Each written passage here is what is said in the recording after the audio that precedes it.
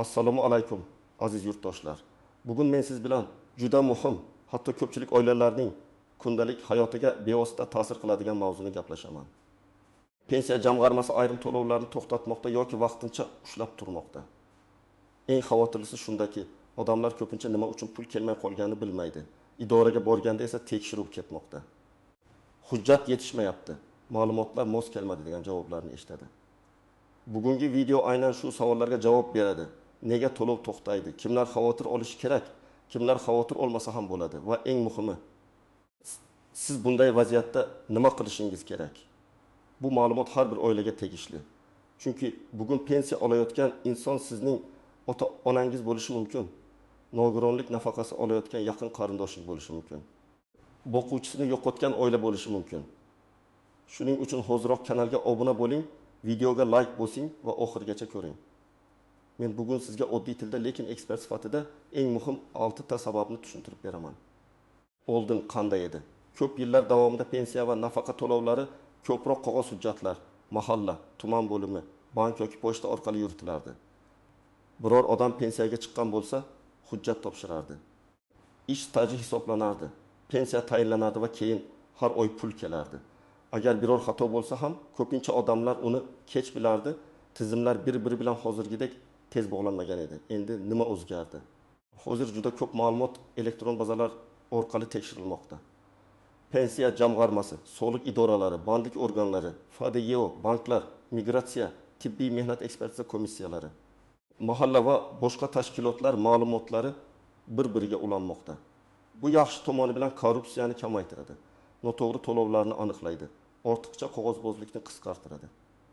Lekin ikkinchi tomoni ham bor.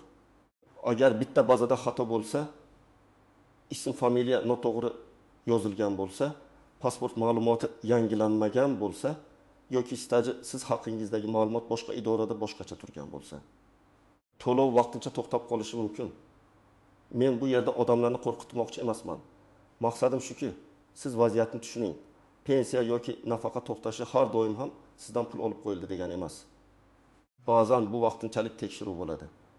Ba'zan hujjatdagi kamchilik tuzatilsa, to'lov qayta tiklanadi va kechikkan oylar uchun ham pul beriladi. Lekin ayrim hollarda to'lov haqiqatan ham bekor qilinishi, ortiqcha to'langan pul qaytarilishi talab qilinishi yoki ish sudgacha borishi mumkin. Shuning uchun har bir sababni alohida tushunish zarur. Eng ko'p uchraydigan sabablarning biri shaxsiy ma'lumotlardagi nomuvofiqlik. Masalan, pasportda familiyangiz Karimova deb yozilgan, eski mehnat daftarchasida esa Karimova Ima yoki Karimova Mavluda o'rniga Karimova Mavluda Abdullayevna deb yozilgan bo'lishi mumkin. Yoki tug'ilgan sana bir hujjatda 1929 yil 12 mart, boshqasida 1900 yil 21 mart bo'lib qolgan bo'lishi mumkin. Avval bunday xatolar ko'pincha qo'lda tekshirilgan va ayrimlari ko'zdan qochgan. Hozir esa elektron tizim mos kelmadi deb signal beradi. Masalan, 35 yoshli otaxon har oy 1 million 200 ming so'm pensiya olib kelgan. U yangi ID karta olgan, lekin bankdagi ma'lumot eski pasport bo'yicha qolgan. Pensiya jamg'armasida esa yangi pasport raqami ko'rinadi. Bank to'lovni qabul qilishda muammo ko'rishi mumkin, tizim tekshiruvga tushiradi va odam bir oy pul ola olmay qoladi. Bu holda odam darrov vahimaga tushmasligi kerak. U bankka, pensiya bo'limiga borib, pasport ma'lumotlarini yangilashi kerak. Ko'pincha muammo shu bilan hal bo'ladi. Kim xavotir olishi kerak? Pasportini yangilagan, familiyasini o'zgartirgan, nikohdan keyin familiya almashgan. Eski mehnat daftarchasida ism, familiyasi turlicha yozilgan, tug'ilgan sanasi hujjatlarda farq qiladigan odamlar ehtiyot bo'lishi kerak. Kim unchalik xavotir olmasa bo'ladi. Hamma hujjatlari bir xil. Pasporti yangilanganidan keyin bank va pensiya bo'limiga ma'lumot bergan. Arxiv va mehnat staji hujjatlari tartibli odamlar odatda katta muammoga duch kelmaydi. Pensiya miqdori odatda ish staji, ish haqi, badallar, imtiyozlar va qonunda belgilangan boshqa mezonlarga qarab hisoblanadi. Agar oldin pensiya tayinlanganda arxiv ma'lumotlari to'liq bo'lmagan bo'lsa, keyinchalik elektron tekshiruvda farq chiqishi mumkin. Masalan, odam 30 yil ishlaganman deb hujjat topshirgan, lekin bazada faqat 24 yil tasdiqlanadi. Qolgan 6 yil uchun arxiv ma'lumotlari yo'q yoki ishxona allaqachon yopilgan. Bunday paytda pensiya jamg'armasi to'lovni vaqtincha to'xtatishi yoki qayta hisob kitob qilishi mumkin. Real misol qilaylik. Bir ayol 1910 yildan 2000 yilgacha tikuv fabrikasida ishlagan. Fabrika keyinchalik yopilgan. Mehnat daftarchasida muhr bor, lekin arxivda ish haqi vedomoslari topilmagan. Pensiya tayinlanganda bu davr qabul qilingan, lekin keyingi tekshiruvda ma'lumotlar yetarli emasligi aniqlangan. Natijada pensiya miqdori qayta ko'rib chiqilishi mumkin. Agar ayol qo'shimcha arxiv hujjati, guvohnoma, sud qarori yoki boshqa tasdiqlovchi hujjat olsa, uning huquqi tiklanadi. Bu yerda juda muhim nuqta bor. Mehnat daftarchasi o'zi ba'zi holatlarda yetarli bo'lishi mumkin. Ba'zi holatlarda esa qo'shimcha tasdiq talab qilinadi. Ayniqsa ish haqi asosida pensiya miqdori hisoblangan bo'lsa, faqat ishlagan degan yozuv emas. Qancha oylik olgani ham muhim bo'ladi. Shuning uchun pensiyaga chiqishdan oldin ham, chiqqandan keyin ham eski ish joylaringiz bo'yicha hujjatlarni saqlang. Bu sabab ham ko'pchilikni chalg'itadi. Hamma pensiya oluvchi ishlasa, pensiyasi to'xtaydi degan gap to'g'ri emas. Oddiy yoshga doir pensiya olayotgan ko'p odamlar qonun doirasida ishlashi mumkin. Lekin ayrim nafaqa turlari, masalan, kam ta'minlanganlik asosidagi yordam, ayrim ijtimoiy nafaqalar, parvarish puli yoki maqsadli to'lovlar odamning daromadiga bog'liq bo'ladi. Agar tizim sizning rasmiy daromad olayotganingizni ko'rsa, to'lov qayta ko'rib chiqiladi. Masalan, bir oila bolalar nafaqasi olayotgan bo'lsin. Oila ariza berganda otaning rasmiy daromadi yo'q deb ko'rsatilgan. Oradan 2 oy o'tib, ota ishga kirgan va oyiga 3 million so'm rasmiy oylik ola boshlagan. Soliq bazasida bu ko'rinadi. Endi oila daromadi mezondan oshib ketsa, nafaqa to'xtatilishi mumkin. Bu jazolash emas, balki nafaqa ehtiyoj darajasiga qarab berilgani uchun qayta hisoblashdir. Yana bir misol, nogironligi bo'lgan shaxs ayrim turdagi to'lov oladi. Agar bu to'lov shaxsning mehnatga layoqati, tibbiy xulosasi yoki parvarishga muhtojligi bilan bog'liq bo'lsa, uning ishga kirgani, daromad olayotgani yoki tibbiy holati o'zgargani tekshiruvga sabab bo'lishi mumkin. Bu har doim to'lov bekor bo'ladi degani emas, lekin hujjatlar yangilanishi talab qilinadi. Nogironlik pensiyasi yoki nafaqasi olayotgan insonlar uchun eng muhim masala tibbiy mehnat ekspertiza xulosasidir. Agar nogironlik muddatsiz belgilangan bo'lsa, vaziyat boshqa. Agar nogironlik muayyan muddatga belgilangan bo'lsa, masalan, 1 yilga yoki 2 yilga muddat tugaganda qayta ko'rikdan o'tish kerak. Agar odam o'z vaqtida komissiyaga bo'lmasa, xulosa yangilanmasa, tizimda muddati tugagan deb chiqadi va to'lov to'xtab qolishi mumkin. Masalan, fuqaro 2 guruh nogironligi bo'yicha nafaqa oladi. Xulosa muddati sentyabrda tugaydi. U esa oldin avtomatik cho'zilardi. Hech kim chaqirmadi, keyin borarman deb yuradi.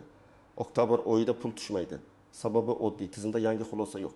Bu vaziyatda u poliklinika, tibbiy komissiya va tegishli ekspertiza organlariga murojaat qilib qayta ko'rikdan o'tish kerak. Agar nogironlik tasdiqlansa, ayrim hollarda to'lov qayta tiklanadi. Lekin kechikish sababli ortiqcha muammo chiqmasligi uchun muddatni oldindan nazorat qilish kerak. Bu yerda yana bir nozik jihat bor.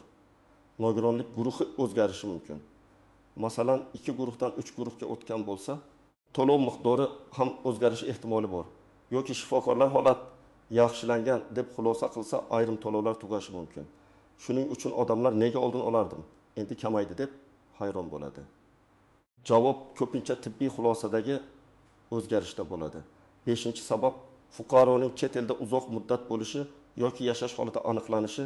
Bugun ko'p odamlar ishlash, davolanish yoki farzandlari yonida yashash uchun chet elga ketadi.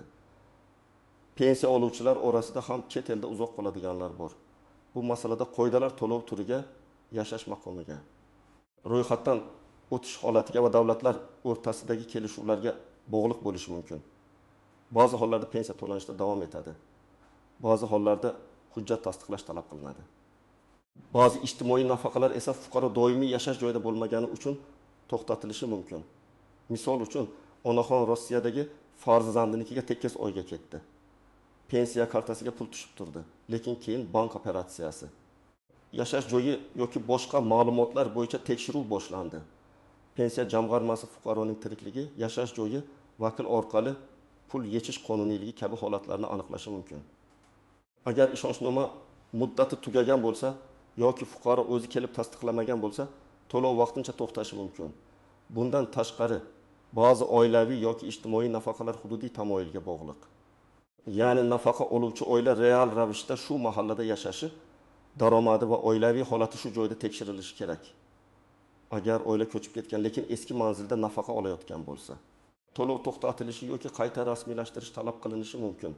Eng jiddiy sabab shu. Ba'zan odam bilib yoki bilmay noto'g'ri ma'lumot beradi.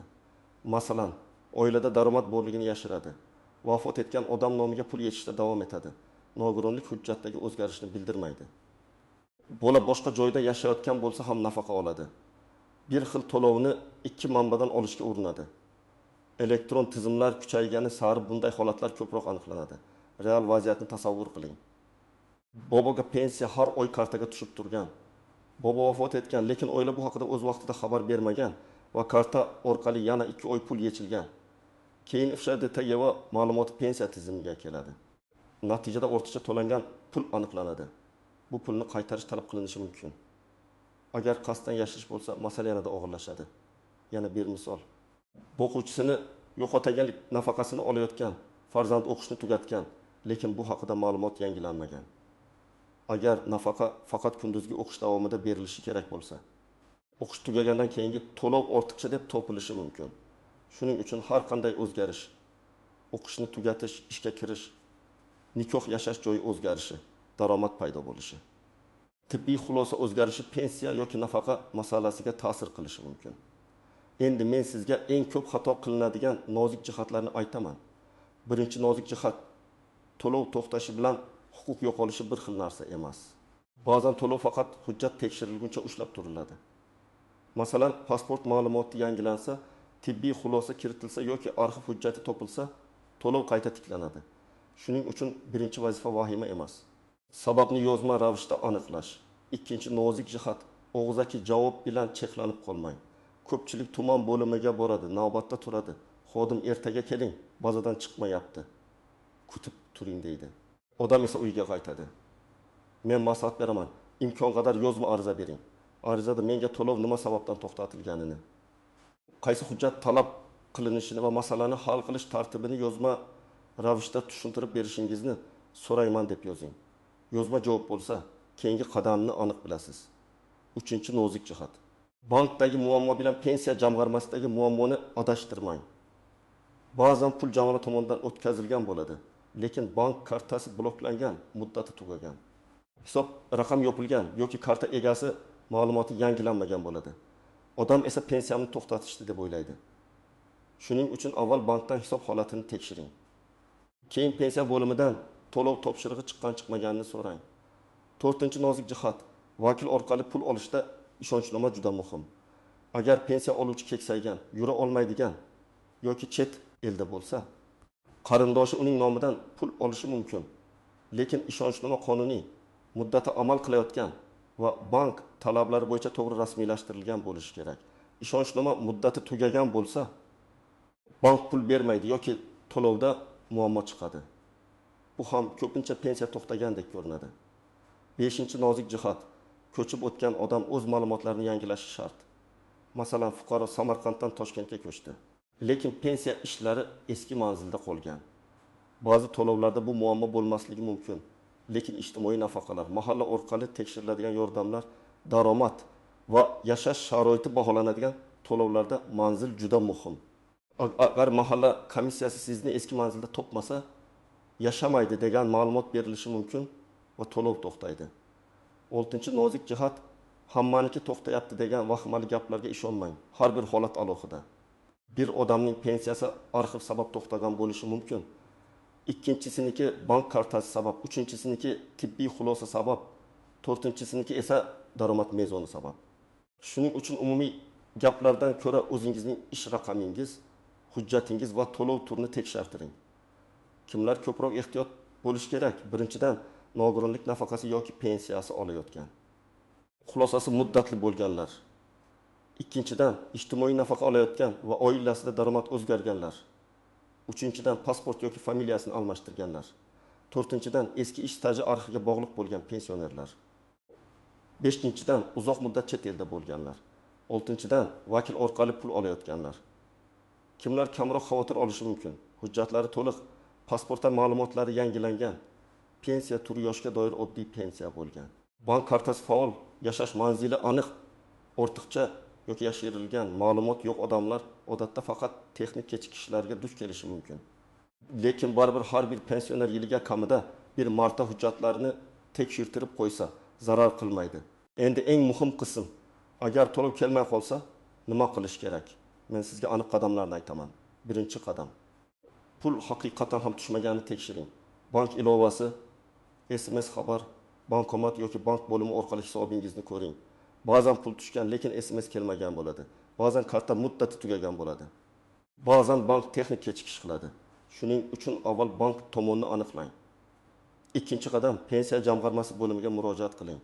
O'zingiz bilan pasport yoki ID karta, pensiya guvohnomasi bo'lsa u, bank karta ma'lumotlari, oxirgi to'lovlar haqida ma'lumot.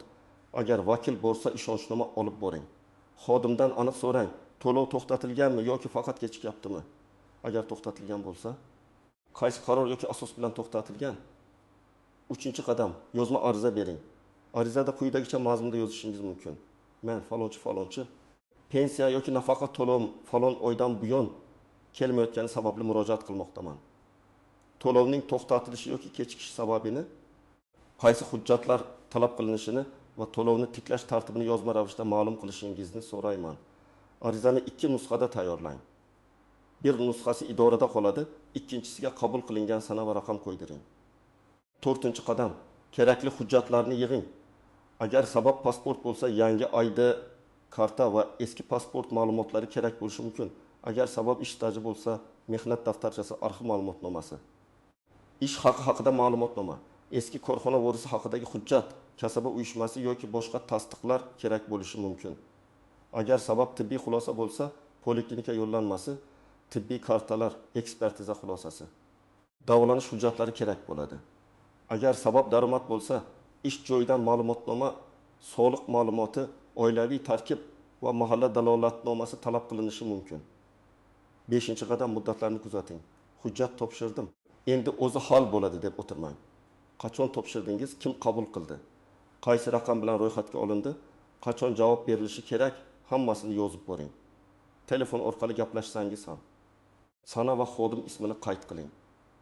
Bu keyinchalik shikoyat qilish kerak bo'lsa, sizga yordam beradi. 6-qadam. Agar javobdan norozi bo'lsangiz, yuqori tashkilotga murojaat qiling. Avval tuman yoki shahar bo'limi, keyin viloyat boshqarmasi, zarur bo'lsa tegishli vazirlik yoki vakolatli organlarga murojaat qilinadi. Elektron murojaat portallari orqali ham ariza yuborish mumkin. Arizaga avvalgi javoblar, hujjatlar nusxasi, bank ma'lumotlari va o'z talabingizni ilova qiling. Talab aniq bo'lsin, to'lovni tiklash, qayta hisob-kitob qilish, sababi bo'yicha yozma tushuntirish berish, noto'g'ri qarorni bekor qilish. 7-qadam. Agar masala huquqiy nizoga aylansa, mutaxassisdan maslahat oling. Ba'zi holatlarda sud orqali ish stajini tasdiqlash, noto'g'ri qarorni bekor qildirish yoki ortiqcha ushlab qo'lingan pulni qaytarish mumkin. Ayniqsa arxiv hujjatlar yo'qolgan, eski korxona tugatilgan, ism familiyada xato bo'lgan, mehnat daftarchasi noto'g'ri yuritilgan hollarda yuridik yordam juda kerak bo'ladi. Men alohida ogohlantiraman, hech kimga pul beraman, pensiyangizni tez oshirib beraman degan gapga ishonmang. Bunday vaziyatda firibgarlar ko'payadi. Sizning masalangiz rasmiy ariza, hujjat va qonuniy tartib bilan hal bo'lishi kerak. Agar kimdir pora yoki tanish orqali hal qilamiz desa, bu sizga yanada katta muammo keltirishi mumkin. Yana bir maslahat. Yaqinlaringizning hujjatlarini tartibga soling. Keksalar ko'pincha hujjatlarni sandiqda eski papkada turli joyda saqlaydi. Farzandlar esa faqat pul kelmay qolganda qidirishni boshlaydi. Pasport, pensiya hujjati, mehnat daftarchasi arxiv ma'lumotlari, tibbiy xulosalar, bank karta rekvizitlari, ishonchnoma. Nikoh yoki tug'ilganlik haqidagi hujjatlar alohida papkada tursin. Hujjatlarning suratini telefonda yoki elektron shaklda saqlab qo'yish ham foydali, agar siz ijtimoiy nafaqa olayotgan bo'lsangiz. Oiladagi har qanday o'zgarishni e'tiborsiz qoldirmang. Kimdir ishga kirdimi, kimdir o'qishni tugatdimi, bola boshqa manzilga ko'chdimi, nikoh bo'ldimi, ajrim bo'ldimi, daromad paydo bo'ldimi? Bularning hammasi nafaqaga ta'sir qilishi mumkin. O'zgarishni yashirish vaqtincha foyda bergandek ko'rinadi, lekin keyin ortiqcha to'langan pulni qaytarish majburiyati tug'ilishi mumkin. Agar siz pensiya oluvchi bo'lsangiz va ishlayotgan bo'lsangiz, o'z pensiya turini aniqlang. yoshga doir pensiyami, nogironlik pensiyasimi, boquvchisini yo'qotganlik to'lovimi, ijtimoiy yordammi? Har birining qoidasi boshqacha. Qo'shnim ishlayapti, pensiyasi to'xtamadi degan gap sizga to'liq mos kelmasligi mumkin. Chunki qo'shningiz boshqa turdagi to'lov olayotgan bo'lishi mumkin. Bugun men sizga pensiya jamg'armasi to'lovlari nima sababdan to'xtashi yoki ushlab turilishi mumkinligini 6 asosiy yo'nalishda tushuntirdim. Shaxsiy ma'lumotlar mos kelmasligi, ish staji va daromad hujjatlarining qayta tekshirilishi, rasmiy daromad yoki ish holati, tibbiy xulosa muddati, chet elda bo'lish yoki yashash manzili masalasi hamda ortiqcha yoki noqonuniy to'lov aniqlanishi. Eng muhim xulosa shuki, to'lov kelmay qolsa, vahima qilmang, lekin kutib ham o'tirmang. Sababni aniqlang, yozma ariza bering, hujjatlarni yig'ing va muddatlarni nazorat qiling. Agar siz yoki yaqinlaringizda pensiya, nafaqa, nogironlik to'lov yoki ijtimoiy yordam bo'yicha muammo bo'lgan bo'lsa, izohlarda yozing. Qaysi viloyat, qaysi to'lov turi, nima sabab aytishdi? Sizning tajribangiz boshqalarga ham yordam beradi. Videoni foydali deb bilsangiz, albatta like bosing, kanalga obuna bo'ling va bu videoni ota-onangizga, qarindoshlaringizga, mahalladagi pensionerlarga yuboring. Chunki bitta to'g'ri ma'lumot bir oilaning bir necha oylik daromadini saqlab qolishi mumkin.